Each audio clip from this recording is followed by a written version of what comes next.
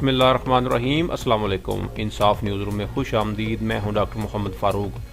खबर शामिल करते हैं मंडी बहाउद्दीन से, जहां कत्ल की वारदातें मामूल बन गईं।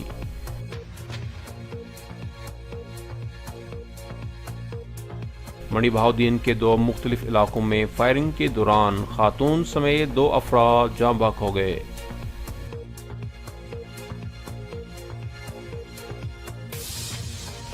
जिला मंडी बहाउद्दीन में आए रोज कत्ल की वारदातें मामूल बनती जा रही हैं।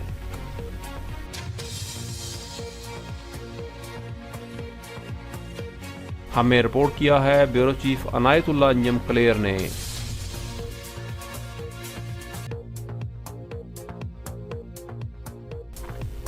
मंडी बहाउद्दीन के थाना सदर के इलाका डोक सहारन में फायरिंग से फैज अहमद कत्ल हो गया, जबकि दूसरे वाक़या में चक नंबर 48 में फायरिंग से खातून फातिमा बीबी को हलाक कर दिया गया।